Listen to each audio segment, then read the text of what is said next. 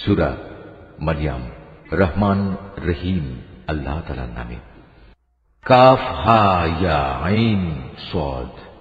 হে নবী, এ হচ্ছে তোমার মালিকের অনুগ্রহের কথাগুলো স্মরণ করা, যা তিনি তার এক অনুগত বান্দা জাকারিয়ার উপর প্রেরণ করেছিলেন।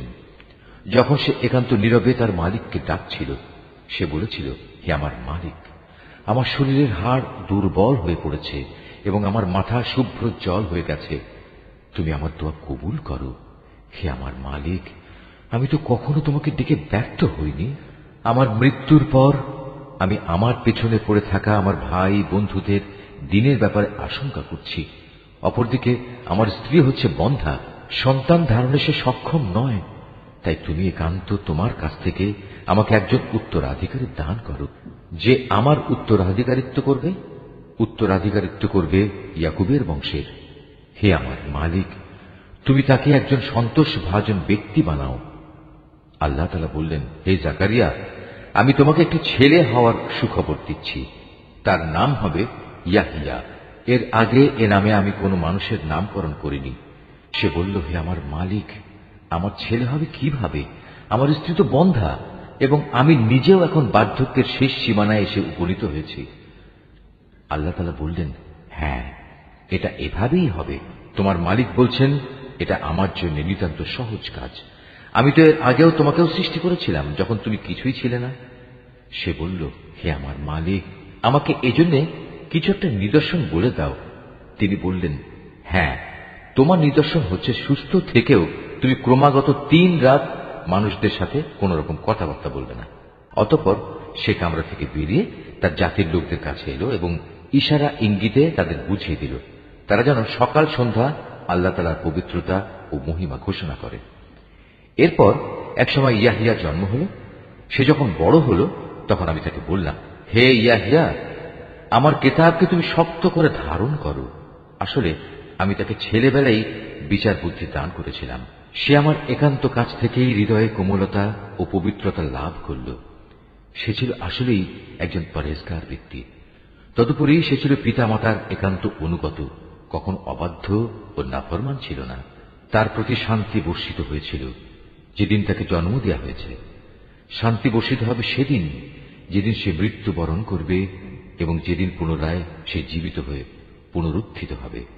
হে নবী, এ কিতাবে মারইয়ামের কথা তুমি তাদের স্মরণ করিয়ে দাও, বিশেষ করে সেই সময়ের কথা যখন সে তার পরিবারের লোকজনদের কাছ থেকে আলাদা হয়ে পূর্ব দিকের একটি ঘরে গিয়ে আশ্রয় নিয়েছিল। অতঃপর লোকদের কাছ থেকে নিজেকে আড়াল করার জন্য সে পর্দা করল। আমি তার কাছে আমার রূহ জিবরাইলকে পাঠালাম। সে পূর্ণ মানুষের আকৃতিতে তার সামনে গিয়ে আত্মপ্রকাশ করল। সে বলল, হে আগত ব্যক্তি, তুমি যদি আল্লাহ তাআলাকে ভয় করো, তাহলে আমি তোমার অনিষ্ট থেকে দয়াময় আল্লাহ তাআলার কাছে পানা চাই। সে বলল, আমি তোমার মালিকের পাঠানো দূত। আমি তো এজন্য এসেছি যেন তোমাকে একটি পবিত্র সন্তান দিয়ে যেতে পারি। সে বলল, এ কি বলছো তুমি? আমার ছেলে হবে কিভাবে? আমাকে তো আজ পর্যন্ত কোনো পুরুষ স্পর্শও করেনি, আর না আমি কখনো অসতী ছিলাম। সে বলল, হ্যাঁ, এভাবেই হবে। তোমার মালিক বলছেন, তা আমার জন্য খুবই সহজ কাজ এবং আমি তাকে মানুষদের জন্য কুদরতের একটি নিদর্শন ও আমার কাছ থেকে অনুগ্রহ তুল্য একটি মানুষ বানাতে চাই। মূলত এটা ছিল আমার পক্ষ থেকে এক স্থিরীকৃত ব্যাপার। অতঃপর সে তাকে গর্ভে ধারণ করল এবং তাকে সহ দূরে কোনো এক জায়গায় চলে গেল। তারপর প্রসব বেদনা তাকে আশ্রয়ের জন্য এক খেজুর গাছের নিচে নিয়ে এলো। সে বলল, হায়, এর আগে যদি আমি মরে যেতে পারতাম, তাহলে এই কষ্ট আজ আমার সইতে হতো না এবং আমি যদি মানুষদের স্মৃতি থেকে সম্পূর্ণ বিস্মৃত হয়ে যেতাম। তখন একজন ফেরেশতা তাকে তার নিচের দিক থেকে আহ্বান করে বলল, হে মারিয়াম, তুমি কোন রকম দুঃখ করো না। তোমার মালিক তোমার পিপাসা নিবারণের জন্য তোমার পাদদেশে একটি পানির ঝর্ণা বানিয়ে দিয়েছেন। তুমি এই খেজুর গাছের কাণ্ড তোমার দিকে নাড়া দাও, দেখবে তা তোমার উপর পাকা ও তাজা খেজুর ফেলছে। অতঃপর মজা করে এই গাছের খেজুর খাও এবং এই ঝর্ণার পানীয় পান করো এবং সন্তানের দিকে তাকিয়ে তোমার চোখ জুড়াও। ইতিমধ্যে যদি তুমি মানুষদের কাউকে দেখো, তাহলে বলবে, আমি আল্লাহ তাআলার নামে রোজার মান্যত করেছি। এ কারণে আমি আজ কোন মানুষের সাথে কথা বলবো না। অতঃপর সে তাকে নিজের কোলে তুলে নিজের জাতির কাছে ফিরে এলো। লোকেরা তার কোলে সন্তান দেখে বলল, হে মারিয়াম, তুমি তো সত্যি এক অদ্ভুত কাণ্ড করে বসেছ। হে হারুনের বোন, এ কি করলে তুমি? তোমার পিতা তো কোনো অসৎ ব্যক্তি ছিল না, তোমার মাতাও তো চারিত্রিক দিক থেকে কোনো খারাপ মহিলা ছিল না। সে সবাইকে তার কোলের শিশুটির দিকে ইশারা করে বলল, তোমাদের যদি কিছু জিজ্ঞেস করা থাকে তাহলে একেই জিজ্ঞেস করো। তারা বলল, আমরা তার সাথে কিভাবে কথা বলবো যে এখনো দোলনার শিশু? এ কথা শুনেই সে শিশু বলে উঠল, হ্যাঁ, আমি হচ্ছি আল্লাহ তাআলার বান্দা। তিনি আমাকে কিতাব দিয়েছেন এবং আমাকে তিনি নবী বানিয়েছেন। যেখানেই আমি থাকি না কেন তিনি আমাকে তার অনুগ্রহ ভাজন করবেন। তিনি আমাকে নির্দেশ দিয়েছেন যতদিন আমি বেঁচে থাকি ততদিন যেন আমি নামাজ প্রতিষ্ঠা করি এবং যাকাত প্রদান করি, আমি যেন মায়ের প্রতি অনুগত থাকি। আল্লাহর শুকর, তিনি আমাকে নাফরমান করে পয়দা করেননি। আমার উপর ছিল আল্লাহ তাআলার পক্ষ থেকে বিশেষ শান্তি যেদিন আমি জন্মগ্রহণ করেছি। শান্তি থাকবে সেদিন যেদিন আমি আবার মৃত্যুবরণ করব এবং মৃত্যুর পরে যেদিন জীবিত অবস্থায় পুনরুত্থিত হব। এ হচ্ছে মারিয়াম পুত্র ঈসা এবং এ হচ্ছে তার আসল ঘটনা, যা নিয়ে তারা অযথাই সন্দেহ করে। তারা বলে সে আল্লাহ তাআলার সন্তান, কিন্তু সন্তান গ্রহণ করা আল্লাহ তাআলার কাজ নয়। তিনি এ থেকে অনেক পবিত্র। তিনি যখন কোনো কিছু করতে চান তখন শুধু বলেন হও এবং সাথে সাথেই তা হয়ে যায়। অবশ্যই আল্লাহ তাআলা আমার মালিক এবং তোমাদেরও মালিক, অতএব তোমরা সবাই তাঁরই গোলামি করো, আর এটাই হচ্ছে সহজ ও সরল পথ। এরপর তাদের দলগুলো নিজেদের মাঝে মারিয়াম পুত্রকে নিয়ে নানা মতানৈক্য সৃষ্টি করল। অতঃপর যারা আল্লাহ তাআলার ঘোষণা অস্বীকার করল তাদের জন্য রয়েছে এক কঠিন কিয়ামতের দিনের দুর্ভোগ। যেদিন এরা আমার সামনে এসে হাজির হবে সেদিন তারা ভালো করেই শুনবে এবং ভালো করেই দেখতে পাবে। কিন্তু আজ এই জালেমরা না শোনা ও না দেখার ভান করে সুস্পষ্ট গুমরাহিতে নিমজ্জিত হয়ে আছে। হে নবী, সেই আক্ষেপের দিনটি সম্পর্কে তুমি এদের সাবধান করে দাও, যেদিন জান্নাত জাহান্নামের ব্যাপারে চূড়ান্ত সিদ্ধান্ত হয়ে যাবে। এখন তো এরা এ ব্যাপারে গাফিলতে ডুবে রয়েছে, তাই ওরা আল্লাহর উপর ঈমান আনছে না। নিশ্চয়ই পৃথিবীর মালিক হব আমি এবং তার উপর যা কিছু রয়েছে সে সবেরও, আর তাদের সবাইকে আমার কাছেই ফিরে আসতে হবে। হে নবী, কেতাবে তুমি ইব্রাহিমের ঘটনাকে স্মরণ করো। অবশ্যই সে ছিল এক সত্যবাদী নবী। বিশেষ করে সে সময়ের কথা যখন সে তার পিতাকে বলল, হে আমার পিতা, তুমি কেন এমন একটা জিনিসের পুজো করো যা দেখতে পায় না, কিছু শুনতে পায় না, যা তোমার কোনো কাজেও আসবে না? হে আমার পিতা, আমার কাছে আল্লাহ তাআলার সৃষ্টি রহস্য সম্পর্কে যে জ্ঞান এসেছে তা তোমার কাছে আসেনি। অতএব তুমি আমার কথা শোনো, আমি তোমাকে সঠিক পথ দেখাবো। হে আমার পিতা, সে জ্ঞানের মৌলিক কথা হচ্ছে তুমি শয়তানের গোলামি করো না, কেননা শয়তান হচ্ছে পরম দয়ালু আল্লাহ তাআলার নাফরমান। হে আমার পিতা, আমার ভয় হচ্ছে নাফরমান শয়তানের গোলামি করলে পরম দয়ালু আল্লাহ তাআলার কোনো আযাব এসে তোমাকে স্পর্শ করবে, আর এর ফলে জাহান্নামে তুমি শয়তানেরই সাথী হয়ে যাবে। সে বলল, হে ইব্রাহিম, তুমি কি আসলেই আমার দেবদেবীগুলো থেকে বিমুখ হয়ে যাচ্ছ?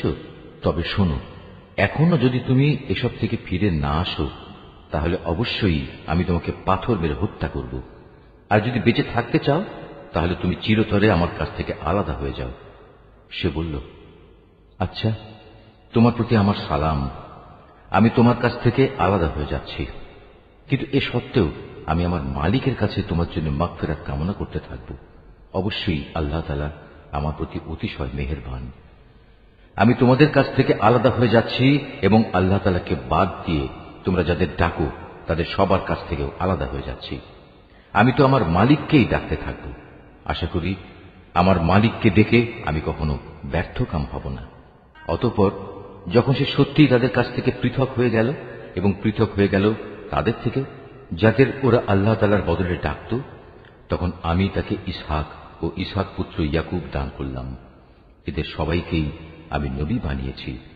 আমি তাদের উপর আমার আরো বহু অনুগ্রহ দান করেছি এবং মানুষদের মাঝে আমি তাদের সুউচ্চ সম্মানও দান করেছি। হে নবী, তুমি এ কিতাবে মুসার ঘটনা স্মরণ করো। অবশ্যই সে ছিল একনিষ্ঠ বান্দা, সে ছিল রসুল, নবী। আমার কথা শোনার জন্য আমি তাকে তুর পাহাড়ের ডান দিক থেকে ডাক দিলাম এবং তাকে আমি গোপন তথ্য সমৃদ্ধ কথা বলার জন্য আমার নিকটবর্তী করলাম। আমি আমার নিজ অনুগ্রহে তার ভাই হারুনকে নবী বানিয়ে তাকে তার সাহায্যকারী হিসেবে দান করলাম। এই আয়াতটি যিনি তেলাওয়াত করবেন এবং যিনি এই আয়াতটির তেলাওয়াত শুনবেন তাদের সবাইকে এখানে একটি সাজদা আদায় করতে হবে। এটা ওয়াজিব। হে নবী, এ কিতাবে তুমি ইসমাইলের কথাও স্মরণ করো। নিশ্চয়ই সে ছিল যথার্থ প্রতিশ্রুতি পালনকারী, আর সে ছিল রসুল, নবী। সে তার আপনজনদের নামাজ প্রতিষ্ঠা করা ও যাকাত আদায় করার আদেশ দিত। উপরন্তু সে ছিল তার মালিকের একান্ত পছন্দনীয় ব্যক্তি। হে নবী, তুমি এই কিতাবে ইদ্রিসের কথাও স্মরণ করো। সেও ছিল একজন সত্যবাদী নবী। আমি তাকে উচ্চ মর্যাদায় সমাসীন করেছিলাম। এরা হচ্ছে সেসব নবী যাদের উপর আল্লাহ তাআলা অনুগ্রহ করেছেন। এরা সবাই ছিল আদমের বংশোদ্ভূত, যাদের তিনি মহাপ্লাবনের সময় নূহের সাথে নৌকায় আরোহণ করিয়েছেন। এরা তাদেরই বংশের লোক। এদের কিছু লোক ইব্রাহিম ও ইসরায়েলের বংশোদ্ভূত। উপরন্তু যাদের তিনি হেদায়েতের আলো দান করেছিলেন এবং যাদের তিনি মনোনীত করেছিলেন, এরা হচ্ছে তাদেরই অন্তর্ভুক্ত। এদের অবস্থা ছিল এই, যখনই এদের সামনে পরম করুণাময় আল্লাহ তাআলার আয়াতসমূহ তেলাওয়াত করা হতো, তখন এরা আল্লাহ তাআলাকে সাজদা করার জন্য ক্রন্দনরত অবস্থায় জমিনে লুটিয়ে পড়ত। তাদের পর তাদের অপদার্থ বংশধররা এল। তারা নামাজ বরবাদ করে দিল এবং নানা পাশবিক লালসার অনুসরণ করল। অতএব অচিরেই তারা তাদের এ গুমরাহির পরিণাম ফলের সাক্ষাৎ পাবে। কিন্তু যারা তওবা করেছে, ঈমান এনেছে এবং নেক কাজ করেছে, তাদের কথা আলাদা। তারা তো জান্নাতে প্রবেশ করবে। সেদিন তাদের উপর কোন রকম জুলুম করা হবে না। স্থায়ী জান্নাত এমন এক অদৃশ্য বস্তু যার ওয়াদা আল্লাহ তাআলা তার বান্দাদের কাছে দিয়ে রেখেছেন। অবশ্যই তার ওয়াদা পূরণ হয়েই থাকবে। সেখানে তারা কোনো অর্থহীন কথা শুনতে পাবে না। চারিদিকে থাকবে শুধু শান্তি আর শান্তি। সেখানে সকাল সন্ধ্যা তাদের জন্য নিত্য নতুন রিজেকের ব্যবস্থা থাকবে। এ হচ্ছে জান্নাত। আমার বান্দাদের মাঝে যারা পরেজগার, আমি শুধু তাদেরই এর অধিকারী বানাবো। ফেরেশতারা বলল, হে নবী, আমরা কখনো তোমার মালিকের আদেশ ছাড়া জমিনে অবতরণ করি না। আমাদের সামনে পেছনে যা কিছু আছে এর মধ্যবর্তী স্থানে, তা সবই তো তাঁর জন্যে। মূলত তোমার মালিক কখনো কাউকে ভুলে থাকেন না। তিনি আসমান সমূহ ও জমিনের মালিক, এবং তিনি মালিক এদের উভয়ের মাঝে যা কিছু আছে তারও। অতএব তোমরা একমাত্র তাঁরই গোলামি করো, তার গোলামির উপরই কায়েম থাকো। তুমি তার সমগুণ সম্পন্ন এমন কোন নাম কি জানো যে তুমি তার গোলামি করবে? কিছু সংখ্যক মূর্খ মানুষ বলে, একবার আমার মৃত্যু হলে আমি কি জীবিত অবস্থায় মাটির ভেতর থেকে পুনরুত্থিত হব? এ নির্বোধ মানুষটি কি একবারও চিন্তা করে না, এর আগে তো আমি তাকে সৃষ্টি করেছি, অথচ সে তখন কিছুই ছিল না? অতএব তোমার মালিকের শপথ, আমি অবশ্যই এদের একত্রিত করব শয়তানদেরও। অতঃপর এদের সবাইকে হাঁটু গাড়া অবস্থায় জাহান্নামের চারপাশে এনে জড়ো করব। তারপর আমি অবশ্যই এদের প্রত্যেক দলের মধ্যে থেকে দয়াময় আল্লাহ তাআলার প্রতি যারা সবচেয়ে বেশি বিদ্রোহী ছিল তাদের খুঁজে খুঁজে বের করে আনব। ওদের মধ্যে যারা জাহান্নামে নিক্ষিপ্ত হবার অধিকতর যোগ্য, আমি তাদের সবার চেয়ে বেশি জানি। জাহান্নামে তোমাদের মধ্যে এমন একজন ব্যক্তিও হবে না যাকে এর উপর দিয়ে পার হতে হবে না। এটা হচ্ছে তোমার মালিকের অমোঘ সিদ্ধান্ত। এ পার হওয়ার সময় আমি শুধু ওসব মানুষদেরই মুক্তি দেব যারা দুনিয়ার জীবনে আল্লাহ তাআলাকে ভয় করেছে। অবশিষ্ট জালেমদের আমি নতজানু অবস্থায় সেখানে রেখে দেব। তাদের সামনে যখন আমার সুস্পষ্ট আয়াতসমূহ তেলাওয়াত করা হয়েছে, তখন তারা ঈমানের বদলে কুফরি করেছে। তারা ঈমানদারদের লক্ষ্য করে বলে, বলতো আমাদের উভয় দলের মাঝে কোন দলটি মর্যাদা শ্রেষ্ঠতর ও কোন দলের মাহফিল বেশি শানদার? অথচ ওদের পূর্বে কত শানদার মাহফিলের অধিকারী মানব গোষ্ঠীকে আমি নির্মূল করে দিয়েছি, যারা আজকের এই কাফেরদের চাইতে সহায় সম্পদ ও প্রাচুর্যের বাহাদুরিতে ছিল অনেক শ্রেষ্ঠ। হে নবী, এদের বলো, যে ব্যক্তি গুমরাহিতে নিমজ্জিত থাকে তাকে দয়াময় আল্লাহ তাআলা অনেক ঢিল দিতে থাকেন, যতক্ষণ না তারা সে বিষয়টি সচক্ষে প্রত্যক্ষ করবে। যে বিষয়ে তাদের সতর্ক করা হচ্ছে, হয় তা হবে আল্লাহ তাআলার শাস্তি, নতুবা হবে কিয়ামত।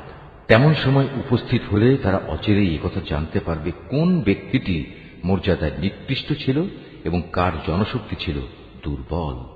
এর বিপরীত যারা হেদায়েতের পথে চলে, আল্লাহ তাআলা দিন দিন তাদের হেদায়েতের পরিমাণ বাড়িয়ে দেন। হে নবী, তোমার মালিকের কাছে তো স্থায়ী জিনিস হিসেবে মানুষের নেক আমলই হচ্ছে সর্বোৎকৃষ্ট পুরস্কার পাওয়ার দিক থেকে যেমনটা ভালো, প্রতিদান হিসেবেও তা তেমনি উত্তম।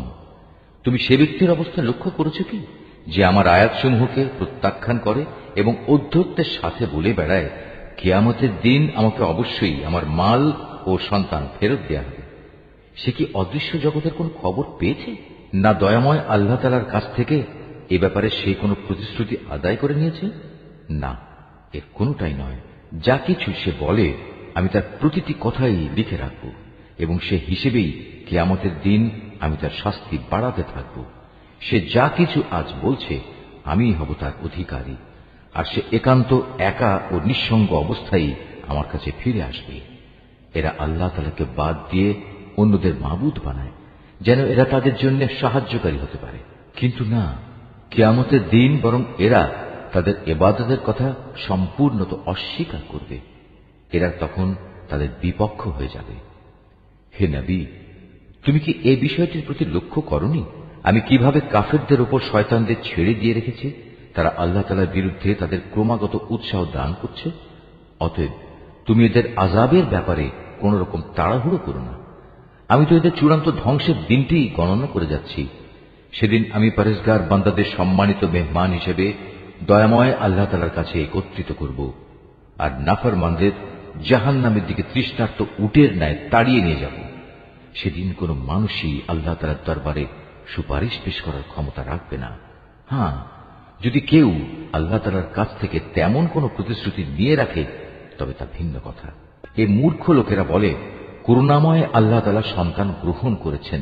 তুমি এদের বলো, এটি অত্যন্ত কঠিন একটি কথা তোমরা যা আল্লাহ তাআলা সম্পর্কে নিয়ে এসেছ। এত কঠিন কথার কারণে হয়তো আসমান ফেটে পড়ার উপক্রম হবে, জমিন বিদীর্ণ হয়ে যাবে, পাহাড় সমূহ চূর্ণ বিচূর্ণ হয়ে যাবে। এর কারণ এরা দয়াময় আল্লাহ তাআলার জন্য সন্তান হওয়ার কথা বলেছে, অথচ সন্তান গ্রহণ করা আল্লাহ তাআলার জন্য কোনো অবস্থায় শোভনীয় নয়। কেননা আসমান সমূহ ও জমিনে যা কিছু আছে তাদের মাঝে কিছুই এমন নেই যা কিয়ামতের দিন দয়াময় আল্লাহ তাআলার সম্মুখে তার অনুগত বান্দা হিসেবে উপস্থিত হবে না। তিনি তার সৃষ্টি সব কিছুকে কড়ায় গণ্ডায় গুনে তার পূর্ণাঙ্গ হিসাবে রেখে দিয়েছেন। কিয়ামতের দিন এদের সবাই নিঃসঙ্গ অবস্থায় তাঁর সামনে আসবে। যারা আল্লাহ তাআলার উপর ঈমান আনে এবং নেক কাজ করে, আল্লাহ তাআলা অচিরেই তাদের জন্য ভালোবাসা সৃষ্টি করে দেবেন। আমি তো এই কোরআনকে তোমার ভাষায় সহজ করে নাজিল করেছি, যাতে করে তুমি এর দ্বারা যারা আল্লাহ তাআলাকে ভয় করে তাদের জান্নাতের সুসংবাদ দিতে পারো, এবং দ্বীনের ব্যাপারে যে জাতি খামাখা ঝগড়া করে তুমি তাদেরও এ দিয়ে সাবধান করে দিতে পারো। তাদের আগেও আমি বহু মানব গোষ্ঠীকে ধ্বংস করে দিয়েছি। এদের কোন রকম অস্তিত্ব কি তুমি এখন অনুভব করো, না শুনতে পাও এদের কোন ক্ষীণতম শব্দ?